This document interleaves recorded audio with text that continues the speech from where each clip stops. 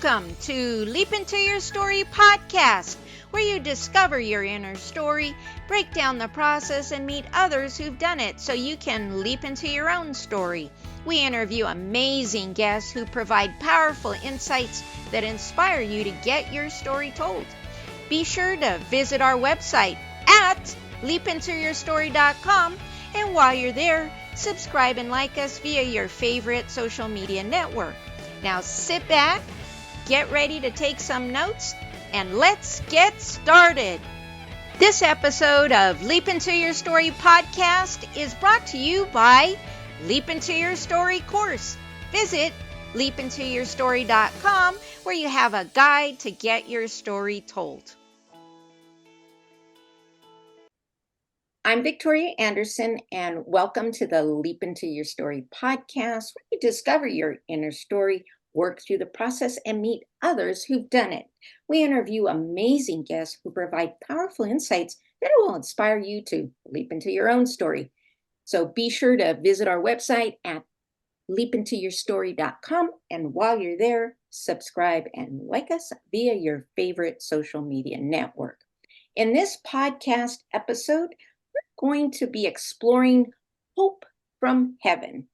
My guest today is Elissa Hope, a world-renowned spiritual motivational speaker, healer, and author. She'll be sharing her incredible journey as well as talking about her best-selling memoir, Hope from Heaven, which is ranked number 1 in near-death experience books. So welcome and thank you for joining us today, Elissa. Hi, Victoria. Thank you for having me. It's my pleasure. How are you? Doing good. How about yourself? We're excited to hear your story. So before I dive into some of the questions we'll be going over today, take us on your journey. Where did this all begin? This all began when I was only 14 years old. I was a teenager, and my mother, she was going to be going through a divorce, so she didn't have the money to take me to my regular dentist to have a cavity filled. So she took me to a clinic that opened up a couple minutes away from my house. And at the clinic, the dentist, who knows if he even was a real licensed dentist, because he gave me much too much nitrous oxide gas that cut off my oxygen supply, and it stopped my heart. I had no pulse, and they were going to give up on CPR because they just could not get a pulse back. But the dentist, I was told when I did come back eventually, he was frantic. He was screaming, don't give up to the hygienist who was performing CPR on me. He was saying, she's only 14 years old. We can't lose her. We have to get her back. Don't give up. So during the time that CPR was being performed on me, my soul left my body, and it traveled through a long, dark, speeding tunnel that seemed to go on for miles and miles. And finally, at the end of the long, dark, speeding tunnel, it opened up into the brightest light. I mean, I knew even before my guardian angels, because my 3 guardian angels were waiting for me in the light, but I knew without a doubt, before they even told me, I knew I was in heaven. So, which they confirmed. They told me that I had an accident back at the dentist, and they said you died in the dental chair, and they said that they were sent to wait for me in the light, and they told me I was safe with them in heaven, and they gave me the choice of staying in heaven or returning to my life with an important purpose. So obviously I chose the purpose, but in heaven, when they gave me that choice, they really didn't want me to go back to my life. They kept saying that if I returned to my life, that it was going to be challenging in exchange for being allowed to come back to my life, but that they would be sending me back with an important purpose. But they said if I stay in heaven, that I would have more happiness that I could, imagine. I would have eternal bliss.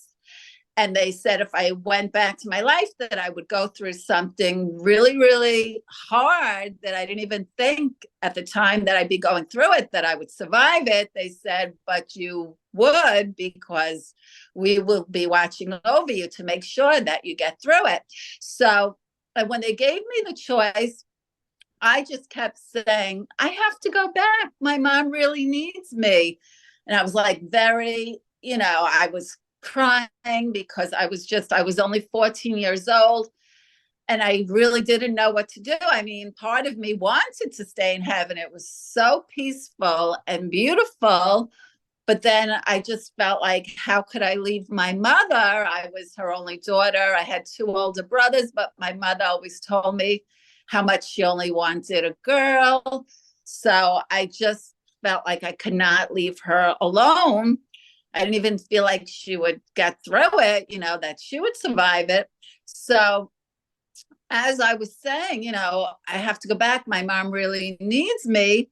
My guardian angels, they said that there was something that they wanted to show me before I made my decision. And I actually saw my own funeral, what it would be like had I decided to stay in heaven. And everybody was at my funeral, my teachers, all my family, friends, neighbors, and everybody was, of course, very sad and upset. But it was only my mother who was beyond inconsolable. And she was throwing herself on top of my casket, and she kept screaming and crying and pleading, Elissa, don't leave me, come back to me, my baby. So I said to my guardian angel, see, my mom really needs me. So my three guardian angels, they said, of course, your mother will be very upset if you stay in heaven, they said, but in time, not that she would ever get over it, but in time, she will be okay in time. So, and there was a big white door, and they said, once you pass through this door, there's no turning back. Then you have to stay here. And they said, you will be so amazed at what is behind this door. So much more of glorious heaven and who was behind it. So every time they kept just promising me, how I would have eternal peace and happiness, I would inch closer to the door. But then I would see my mother again screaming my name over and over and flinging herself on top of my casket, pleading for me, Elissa, don't leave me. And then I would inch away from the door, So then I said, I don't know what to do. I don't know what to do. And all of a sudden I hear footsteps and I turn and I look, I'm face to face with God. And I know it was God. It was not Jesus, because God said to me, what's the matter, my child? 25 years older than the pictures that you have seen of Jesus, the Son of God. So I said to God, I have to go back. My mom really needs me. And that was all I had to say to God. And God said to me, I understand. And he turned to my three guardian angels and he said, send her back immediately. And then he said to me, but I'm sending you back with an important purpose. And he said, it will not be revealed to you until the time is right, because I was told everything that I was told in heaven, my purpose, that once my soul was back in my body, that I would not remember what my purpose is fully until the time is right, because I was just much too young at only 14 to handle such a big responsibility, of being God's messenger. So I said, I understand. And there's some more things that happened before my soul went back into my body. But, I'm not going to say everything, because I hope everybody will read it in my book, Hope from Heaven. I'll just hold it up and then I'll hold it up again at the end of the podcast. So when my soul was going back through that long speeding tunnel, I felt the hygienist still doing CPR on me. And the hygienist said, there's still no pulse. And I heard the dentist was screaming, crying, we can't give up. We can't give up. Don't give up. We have to get it back. And he's saying, oh my God, he's like, I heard him say, this never happened before. So maybe 8 seconds later, I felt the thrust on my chest and the breaths in my mouth. And then I heard the hygienist say, there's a pulse now. We have it back. So the dentist said, thank God. So I laughed to myself and I said, I just did. Thank God, personally, And the dentist, he was crying. I said, what happened? I was like a little dazed, and I said, I was just in heaven. I said, what happened? And when I said I was in heaven, he said, I believe it. He said, you were gone. He said, you had no pulse. We almost could not bring you back with the CPR. And then he asked me, he said, do you forgive me? And I said, I do, because I knew it was an accident, So he didn't even finish filling my cavity. And he just said to my mother, who all this time was waiting for me, out in the waiting area. So he said to her, something went wrong with the nitrous oxide. He said, I couldn't finish filling her cavity. And then he said, bring her home and have her rest. But if she doesn't feel well, take her to the emergency room. And I'm sure, he told her that because a couple years later, I was watching the news with my mother and a story came on. A 17-year-old girl from the Bronx died the same way at the dentist, getting a cavity filled, and the nitrous oxide too.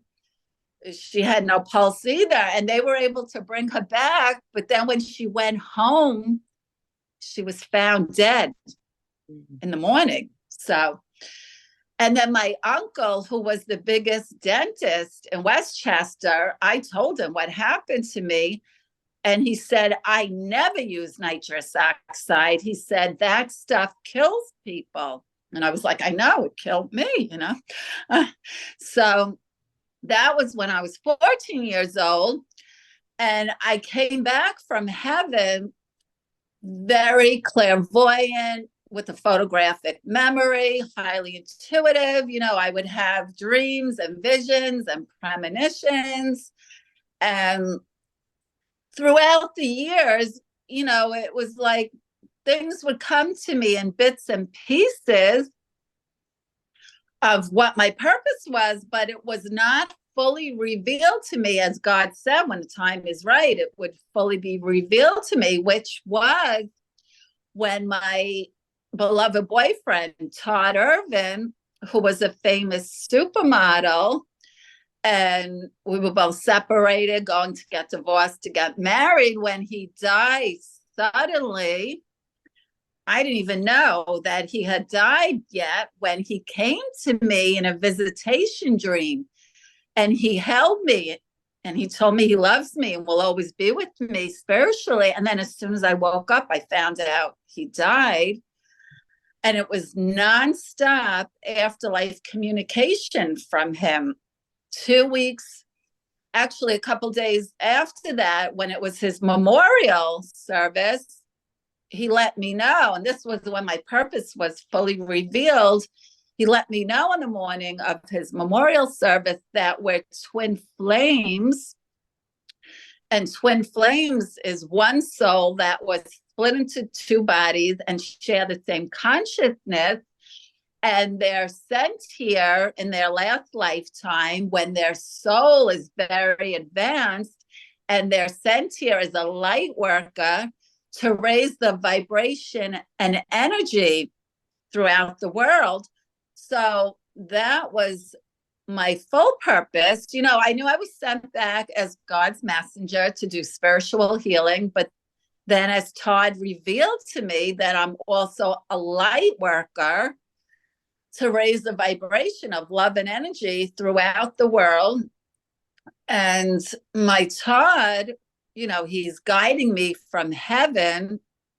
He comes to me all the time. If you see my YouTube channel, you will see a visit from my deceased twin flame. He made contact with me, Todd, as my angel, and you'll see the little angel, you know, on the grass and then going into the water, you know, and so many beautiful birds circling all around, you know, my angel.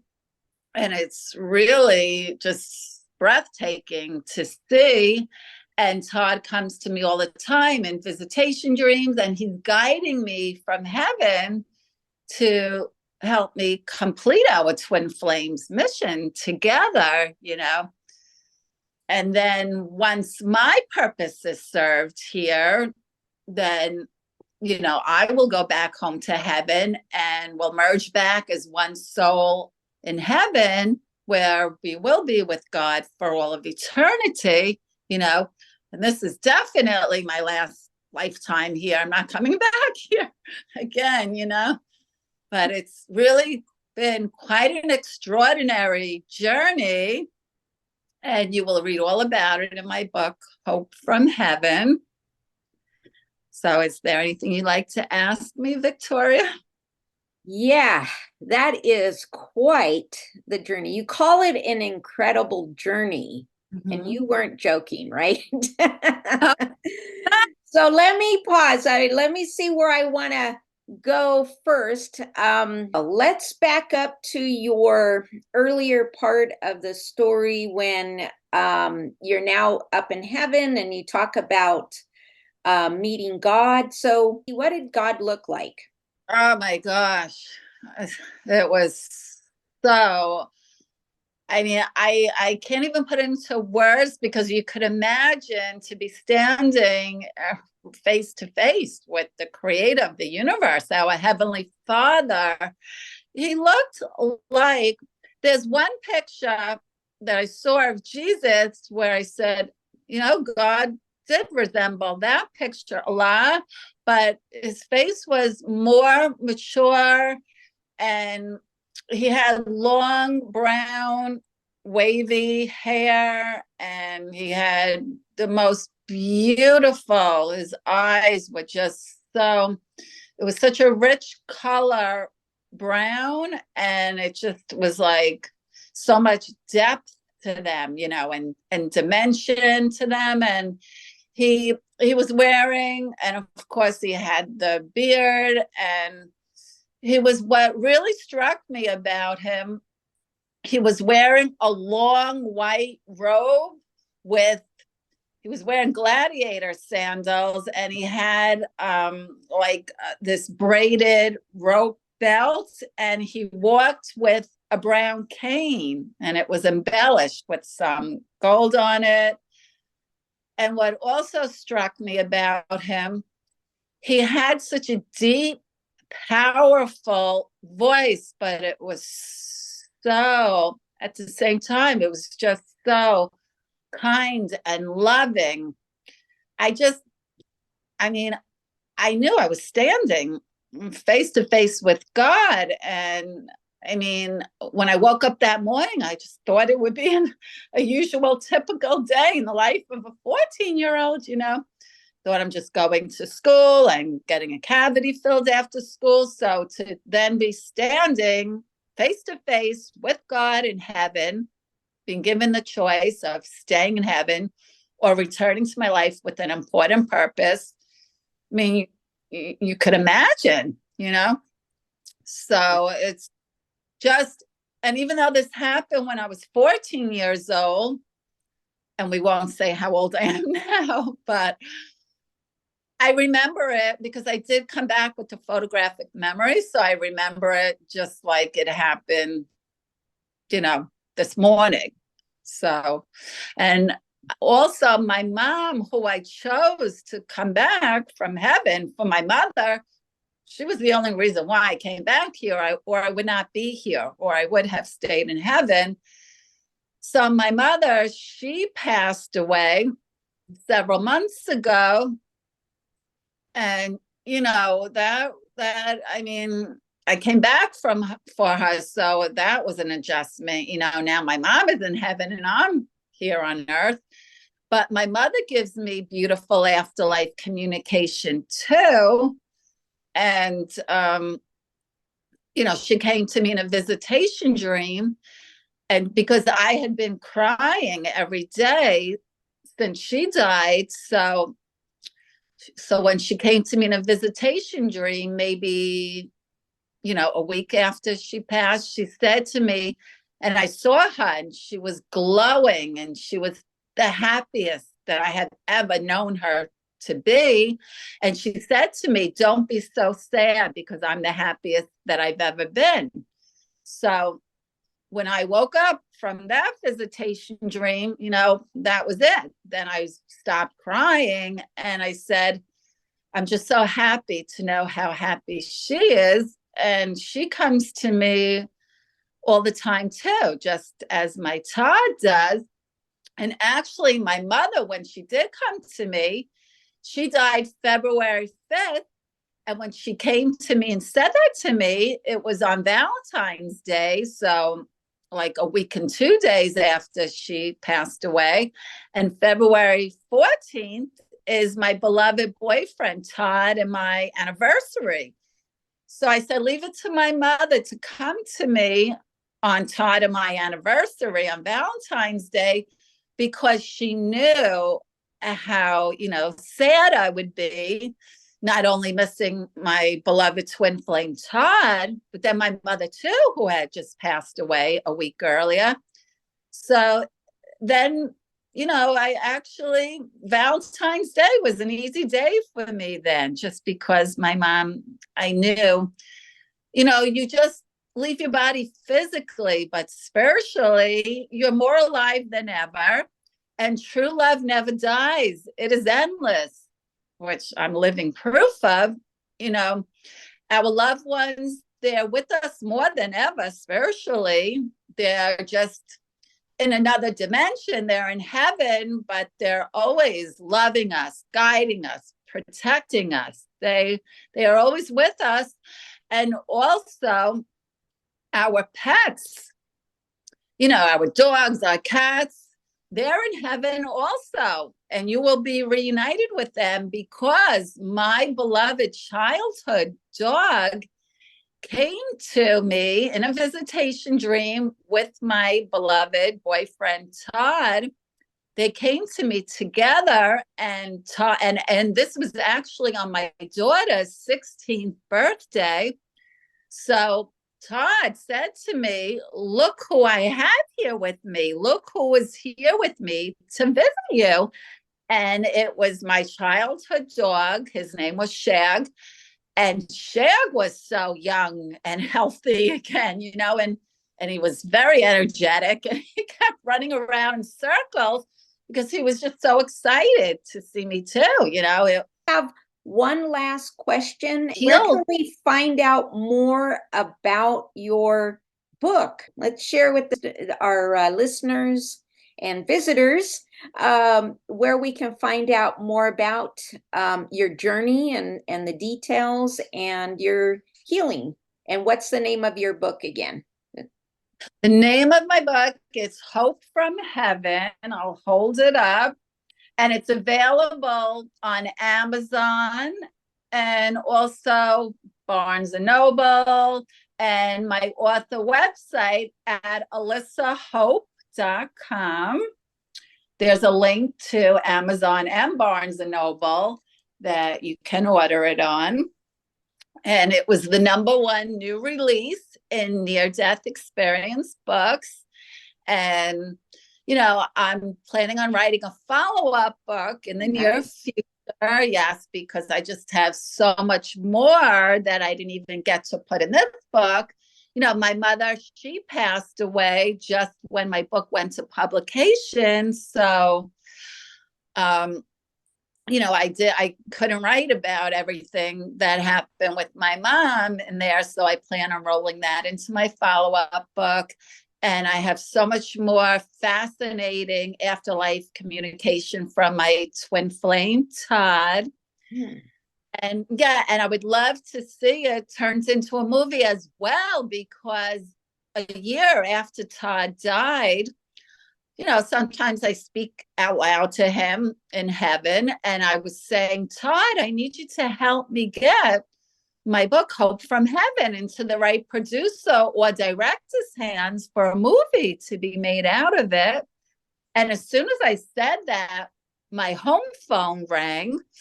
I was in the kitchen cooking, so I didn't answer it. But as soon as I was done, I went and I checked my caller ID, and I couldn't believe it. I saw it was a phone call from heaven. On my caller ID was Todd, my deceased boyfriend's phone number. Wow. With the name of a famous Swedish Hollywood director, Mikael Hafström. So I knew Todd was telling me, maybe that Mikael Hafström could be the right hands to get my book into, for a movie to be made out of it. So Mikael, if you're listening, you could get in touch with me. Well, it'll be great to have you back on with the second book. And if something transpires with the movie, again, your opportunity to talk about that, to, share your experiences. Yeah. But I would love to. Absolutely. Very good. Well, I did want to thank you for sharing your fantastic journey and fantastic insights today. This was a real treat. I'm sure my listeners will definitely find this fascinating and hopefully enlightenment for their journey and, fear of the unknown after this life ends. And, right. The new one just keeps on going, right? It's not necessarily the new light, it's the continuation of this one. So again, I want to thank all my listeners for tuning into the Leap Into Your Story podcast, where you discover your inner story, work through the process, and meet others who've done it so you can be guided to your journey to write your story. Remember to visit our website at leapintoyourstory.com and enjoy even more great episodes like this one. Again, while you're there, subscribe and like us via your favorite social media network. We are looking forward to seeing you next time here on the Leap Into Your Story podcast. Thank you for tuning into the Leap Into Your Story podcast, where you discover your inner story, break down the process, and meet others who've done it so you can leap into your own story. Remember to visit our website at leapintoyourstory.com and enjoy even more great episodes like this one. Again, while you're there, subscribe and like to us via your favorite social media network. We're looking forward to seeing you next time on the Leap Into Your Story podcast.